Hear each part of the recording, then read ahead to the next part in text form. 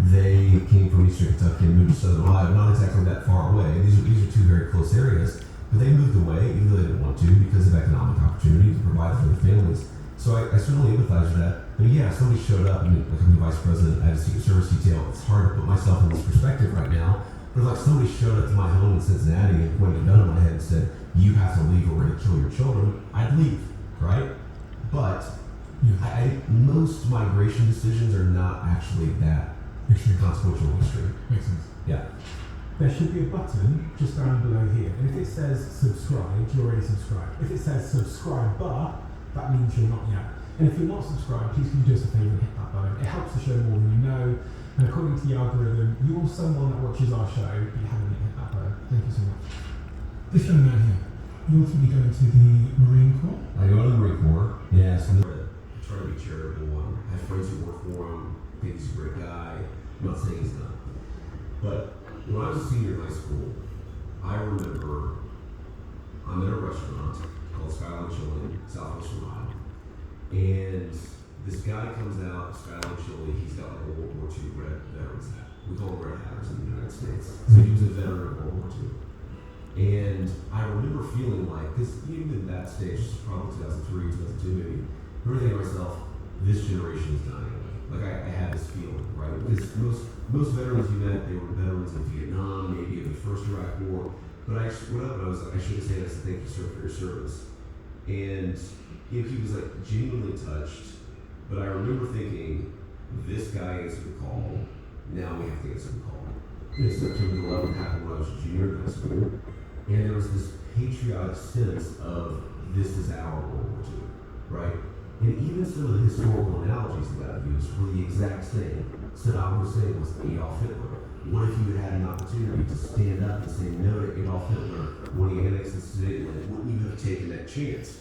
And it's like they were so good at tapping into that patriotic reservoir. And by the way, I think that reservoir is a very valuable thing. I think it's important for statesmen to cultivate it, but only to tap into it when it's really necessary and when it's really justified.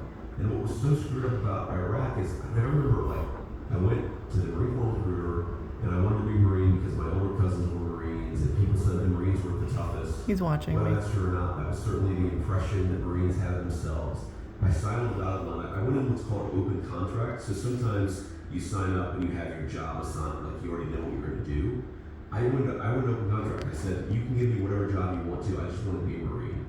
And I did that because I love my country and I wanted to contribute in the same way that guy who wore a red hat was still wearing his red hat, was still proud of it, knew that he contributed.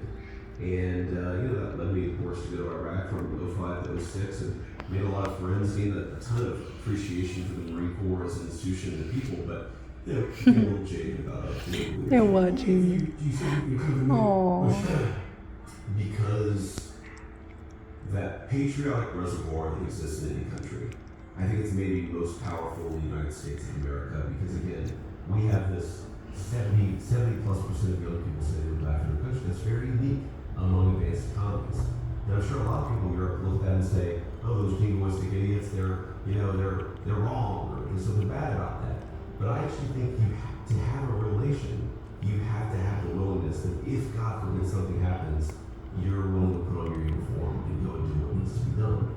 But again, in order for that to work, in order for that feeling to be justified, leaders have to not take advantage of it.